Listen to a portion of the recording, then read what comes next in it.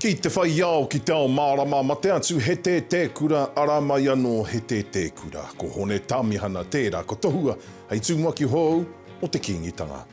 I roto i te whakae mai o ngā kaupapa o ngā marae, kua tohua mai ko te ure tārewa he kaupapa matua. He ara ngā kaupapa matua a Elijah Pue he tutuki ai tana whai te tūranga koromatua ki Ruapehu. Ko te piki ake i te Pākehi me te tūrehi i roto i a Ruapehu. Hei ngā haora tata ke nei tuki atu ai ko te kapa whutupaoro Māori ki te tira o Airangi.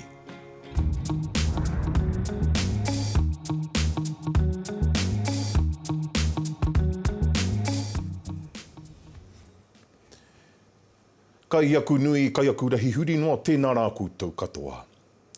E tō ana i te ahiahi, e ara ana i tata, ko Hone Tamehana te tumuaki hou o te Kīngitanga.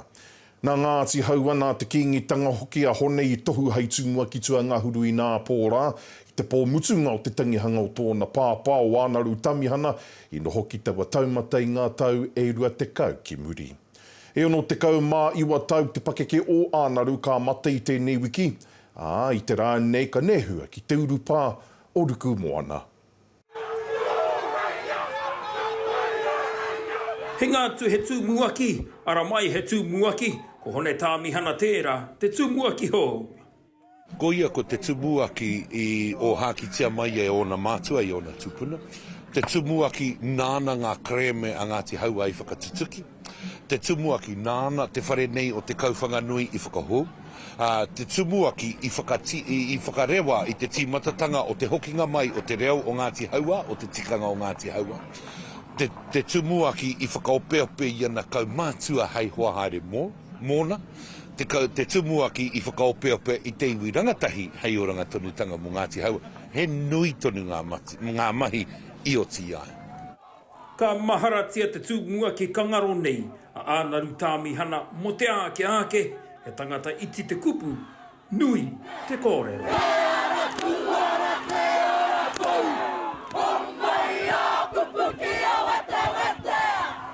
Anaru lived a leadership of walking the talk, ko ia tērā e whakatinana i ana whakaro. Kaua ko te waiho mā te waha anake, ana tauira kōrerotia. Ko tāna e una ina i he ana waiwai, ko ia tērā e whikoi ana ki te taha o te kingi. Aha kua te aha. Pō te ao te pō, ko ānaru tērā e whakakipa, e whakatoi ana i tana iwi o Ngāti Haua, kia pono rawa ki te Kīngitanga pō te ao te pō. E ai ki ngā tētēkura o te āpōpō o Ngāti Haua, ka maharatia a ānaru mo te whakatō kākano. Koina tō mātou tuku i te aroha ki tō mātou rangatira. He tika rā hoki tāu, nāna ngā rautaki haua reo haua tangata, he rautaki whakarauora reo ki roto i te iwi. Ko tētahi pau o taua whare, ko te whare kōrero o te tumuakitanga. Ko te whare kōrero o te tumuaki, ki reira ako i ngā hitori i ngā taunga tuku iho.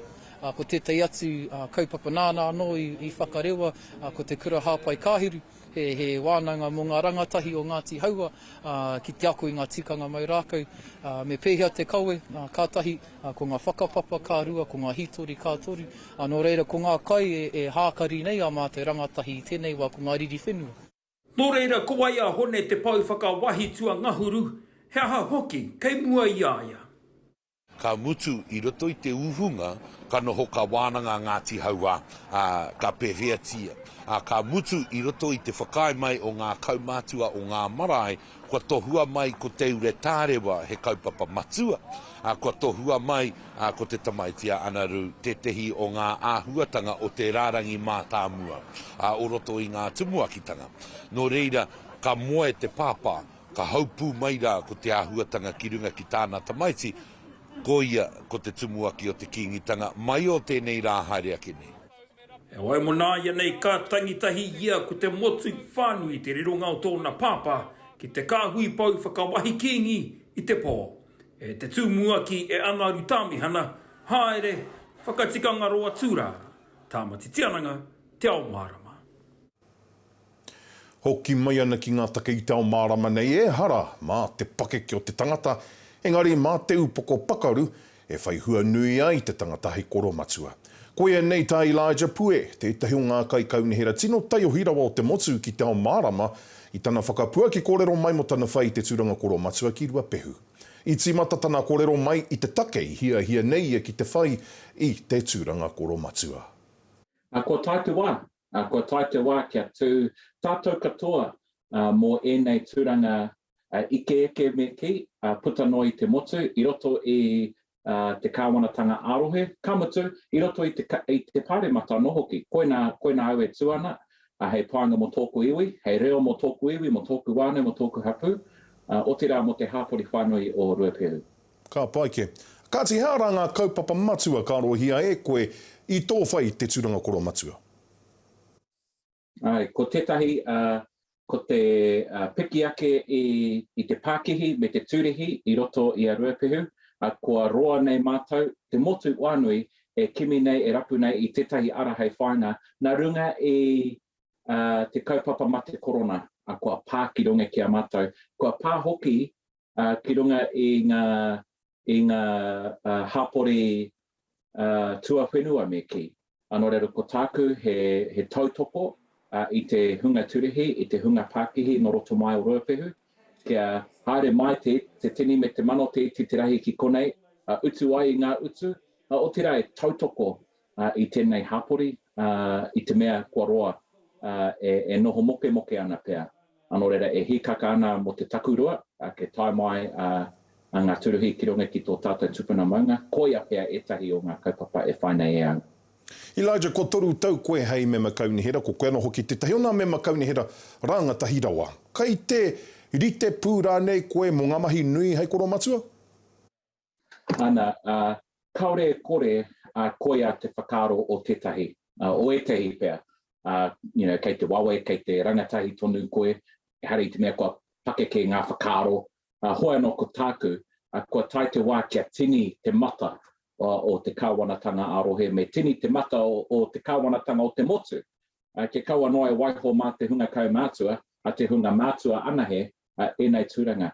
Kei a tātou, kei te kapo o te ringa ngā whakautu, no reira kua tai te wā kia tū te tahi Māori, te tahi rangatahi, ki runga i ēnei tūranga. Ka tai hoki te wā kia tū ngā wahine, te hunga wahine ki ēnei tūranga anō hoki. No reira, kei te hari te mea kei te whakaponoa ki tēnā kōrero, ko tāku kua tai te wā. Ana ko te huringa āhuarangi tētahi kaupapa nui ki a koe, hea hai? Ko tērā take, he take mo te motu whānui, kaua mō Ruapehu ana he, engari me ata tinihia wā tātou mahi no roto mai o te kaunihira, no roto mai te kāinga, te marae, te pāmu anō hoki, kia mahi tahi ai tātou mo te oranga tonutanga o te taiao, koia pēr te ngako o tēnei kaupapa ko tō tātou taiao, kia ora te taiao mō ngā tamariki mō kopuna ke tonu mai ana. Me pono te kōrero, e hara i te mea kei te whakaheau, kei te mā ngā kai pāmu ana he tēnei take, e kau, mā tātou katoa e ārai pēr i ngā take āhuarangi, kua pāmai ki runga ki te wenua, o tira ki te rohe whānui, ki te motu whānui. E mea na koe kua tai te wā kia tini te mata o te koromatua, nā ko tū mai koe. Ina hea koe i tau ai koe nei te wā tika, he ara ngā kaupapa rāne i whakaohoho i tēnā hia i roto i a koe? I tēnei wā no roto mai o te kāwanatanga ārohe, ko ngā wai e toru, ngā tinihanga ngā wai e toru, ko te Resource Management Act, ko ngā tinihanga o te haora.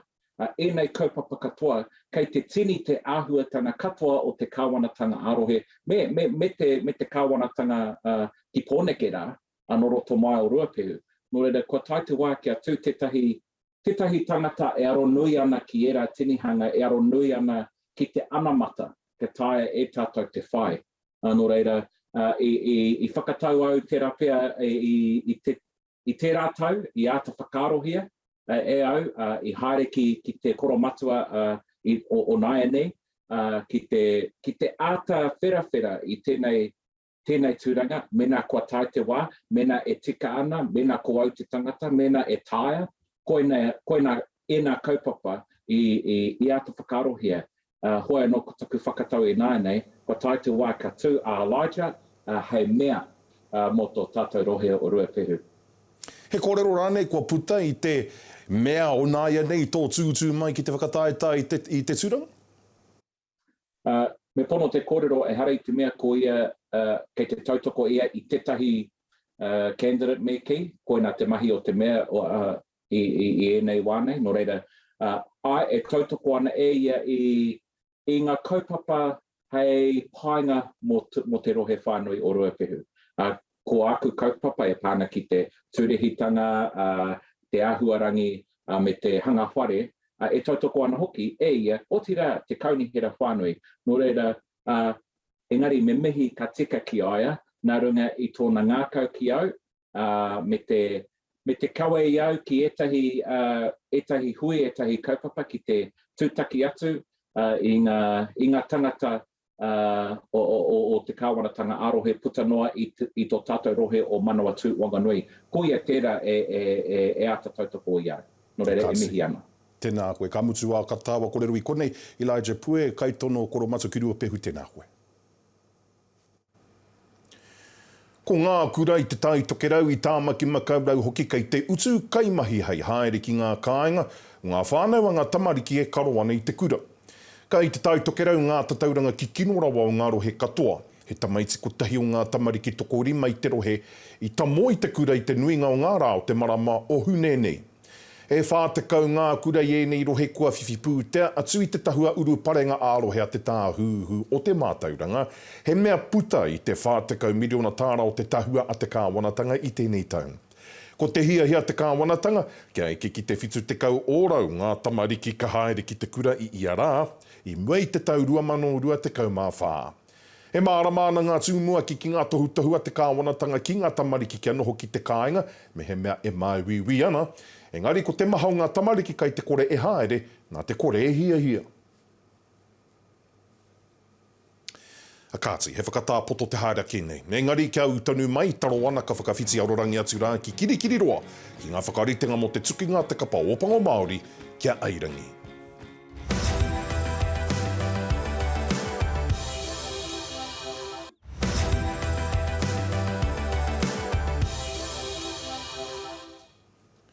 Tahuti mai anō. Tērā ia te whakapāe karakau he take o te rautaki patu I te mate korona e ora I te kapa 5 miliona ua o te aroa. Nā te korenga o ana kaupapa here e mārama ana e whai hua ana ki te huhua. Hei tā rāwiri waititi o te pāti Māori mai anō I te tīmatanga ko te Māori I waihotea ki raha ki o ngā mahi whiriwhiri I te rautaki. E oe ko ngā ratonga haora Māori tonu I taki tūtū mai ki te mahi ngā mahi haumaru I ngā iwi. E ai ki e tahi atu kua niho more te rautaki, ka mutu kai te whakapau poka noa I ngā pūtea te kaiutu tāke. Mea ngā, ke atu te titiro ki te ahu o te ao, e huri tonu ana. Mr. Speaker, I did learn a few lessons along the way, one of which is if you're going to use metaphors, you should make sure you don't mix them, because it turns out that stretching your legs and spreading your wings are two entirely different things. And if you accidentally mix those two things together, the entire country will have a good laugh at your expense. We will not support the continuation of an act that gives the Crown extraordinary powers to enter private properties without warrant, including our marae, our papakainga, our homes. There are no good reasons to justify the invasion of tangata whenua and constantly ignores our rights to be undisturbed as promised in Article 2 of the Tiriti Waitangi. This government does not know what the purpose of its COVID-19 response anymore is, but it remains prepared to impose costs upon New Zealanders with nonsensical, unworkable rules that are making it harder for New Zealanders to get by and live their lives. The Act is a blunt tool. It's a blunt tool in an environment that is now, as the Minister has just said, a widely vaccinated environment, quite different to what it was 6 months ago. Hakāti, hei whai atu e nā kōrero, kai te whakawhiti arorangi atu rā tātou i tēnei wā ki te kimi kōrero, ia te anau tui ono te Ruapehu kākāriki mō i nei kaupapa o te wā. Te anau, ngā mihi nui ki a koe. Hei tīmatanga pia mātāua, ko te whakawhitinga o ngā mana o te manatu haora ki te mana haora Māori, ki haora Aotearoa no hoki kā mana, hei tēnei paraere. Kei te ahu pēhea tēnei mahi a te kāwanatanga ki tō titiro, kei te mai ara nei koe ka ngāwari te whakawhitinga atu ki te ara hone? Kia mātai nei, ia tata i whaiwhakaro ane ko tēnei pūnaha o Haiora. Ko te meke, me hoki anō tērā whakaro o te tuiti o Waitangi ana, te wahanga tūranga ko te tinoranga tiratanga. Ka kitea tata i mena kei reira tērā ahuatanga ki roto i tēnei ratona hau. Te tumanako kei reira.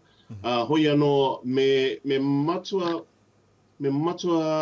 whakapuitai nei e te kāwanatanga tō rātou tautoko ki tērā o nā ahuatanga. Ke kaua waha noi ho tēnei me te tinoranga tiratanga kātai kāre te hoachi te raumi me te pūtia.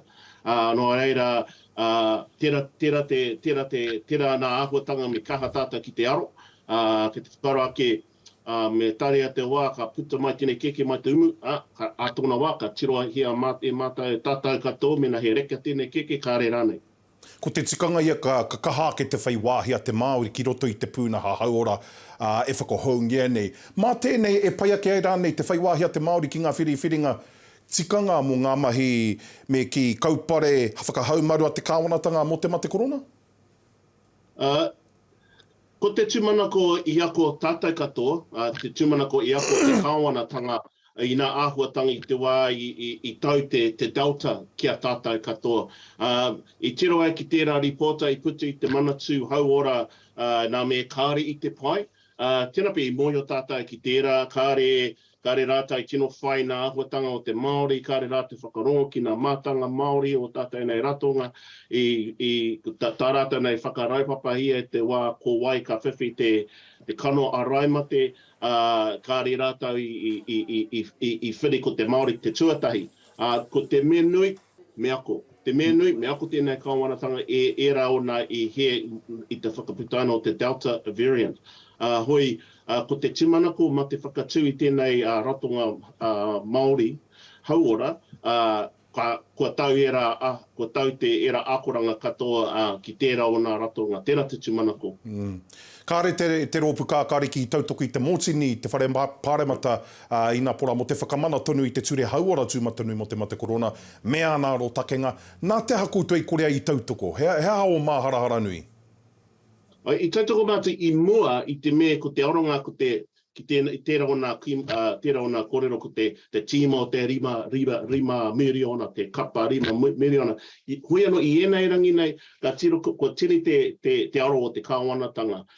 Kāre nā pauako i te tino moho i pēhe tētai māhere ki roti o rātou nei kura, kei te kōrero hia mai etahi o tātou nei whānau, immunocompromised whānau etahi, disabled whānau, kia mātou nā kākariki kāre rātou i te tino Mārama hea nā mahi o te kāwanatanga i tēnei wā, tērā te taki kāre mātou i te tautoko.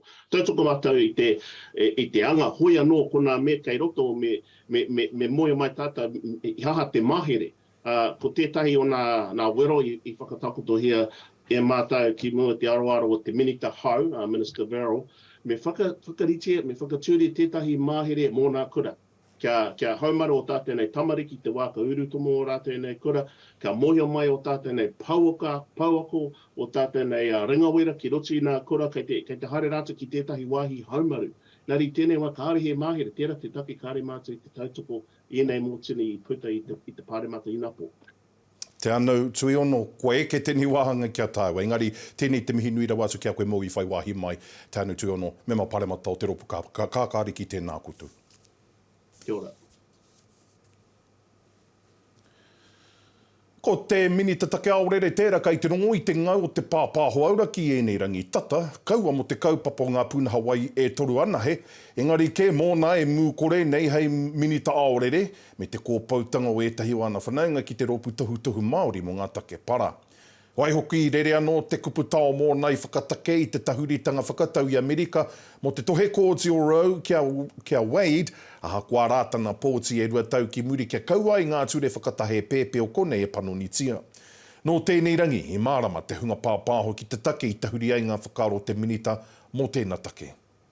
You've already been asked this, but how could you possibly be tweeting against Roe versus Wade when your own voting record shows that you voted against abortion decriminalisation in the second and the third reading? Yeah, look, my tweet represents the view of the government, and when those matters were debated in 2020, I exercised my conscience and I accept the democratic outcome of that vote.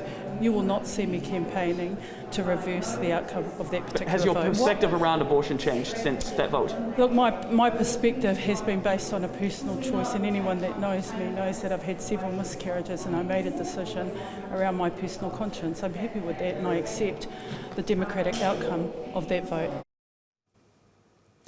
A kāti mo te wā tuatahi ngā tau e rua he tukinga whutupaoro wā motu katākaro hia ki Aotearoa. I te tukinga whakamātau taua te kapa Māori ki te tira o Airangi I te pāo FMG I kirikiri Ruapehu nei. Ana, kei reira ko tō mātou tangata tamatitiananga kia whakawhiti arorangi atu rā tātou ki aia I tēnei wā.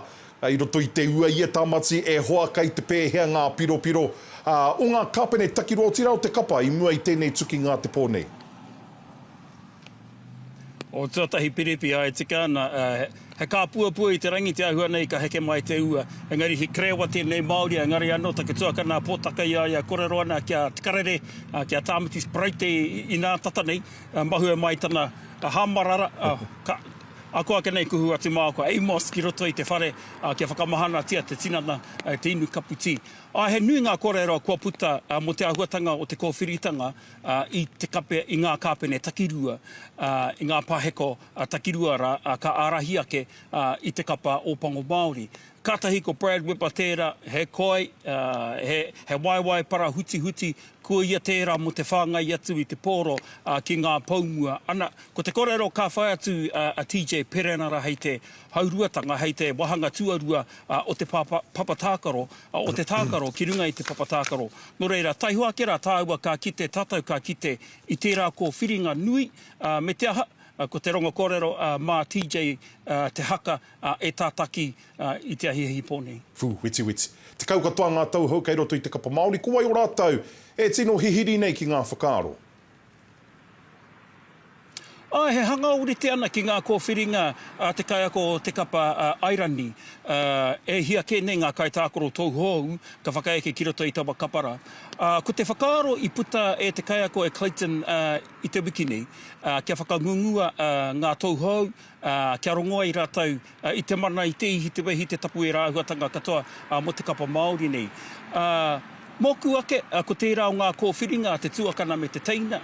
A Zandra o ko Bailin Sullivan no Ngāti Kahungunu. E harai te mea he kōwhiringa tuatahitanga tēnei kua ki te rā tātou te tuakana me te teina I te kapakotahi e maunei I te poraka o Pango Māori. Ko Akira arawa ko Rico Ioane o Ngauri tērā o te whanau apani I roto I ngātau. Hoeno, taihua ke tātou ka kite. Ko te ahuatanga o tēnei kēmu, e harai te mea e whai ana rātou ki te Wikitoria. Engari, ko tēnei o ngā kēmu he wā kia whakarite anō a Clayton Macmillan I ana kaitākaro. He whakangungu, he whakaharatau. Hoeno, mōhua nei tāua, me he mea he pia koe I roto I te kapa, ka whakapau kahara koe mo te hemotanu atu. Kia te tiro pēr ki tāu e mea ana mo te hanga orite o te kapa o Airangi kua tae mai. Hea, e tino matapae te ana, ka tākina mai e tēnei tira o Airangi I tēnei tukinga I tēnei pō. Ko te ronga kōrero, e whakarite ana rātau, e whakaharatau ana rātau, e hangahia mai ana e rātau, he mahere tākaro, tai ake rā ki te wā ka tūtaki atu rātau ki te kapa ōpango. Hoana e mihi atu ana rā ki tērā o ngā uri o te moana kiwa a Bandiaki, kōrero mana tēnei o ngā kapa e ārahi ki te mura o te ahi. Ko te hiranga o tēnei o ngā kēmu, e ke te ake ana, mō tātou te Māori, ka ekera te Māori te tuki atu ki tetahi whenua o te taumata ōrunga. Ko ia pēr te hua nui o tēnei tukinga. I roto i ngā tau, ko te o kapa opango tērā, ka tuki atu ki ngā whenua orunga, ana, ko mahua mai ko ngā whenua tuataru hei hoariri mā te kapa Māori. No reira, kia au nei koe irapea te whakahirahiratanga o tēnei tukinga i tēnei pō. E rongo ai te kapa opango Māori i te rā huatanga o te tuki rā ki te rai ki tētahi whenua e noho atu ana i te taumata orunga o ono o te ao. Ka pai tamati tiananga e hoa, haere koe ki te wāhi maru ki te wāhi maro, ki ngami hinui kia koe i ēnā kōrero whakamarama mai i tēnei pō. Tēnā koe e hoa. Tēnā koe. A tēnā, utonu mai, ka i tua ke tonu ko ngā matapae huarere ki tōrohe a pōpō.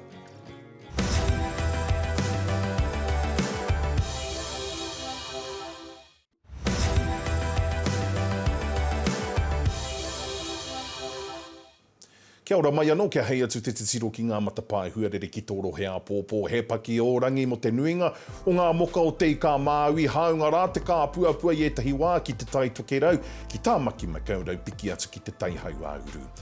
Ki te whakanui atara ki te tauhi ho te waka a Māui, ka pakira wātu engari ki moka ke atu o te waka, ka hekei ho te ua, ka ngaua hoki e taunu e te anu mā tāutau, ko o tautahi ka taka ki te kotahi hekei ho ko tāhuna hoki ka taka ki te rua hekei ho te makariri. Kāti koina, tā te ao Māori, mo tēnei wāengai wi hurinua, tēnā koutou katoa.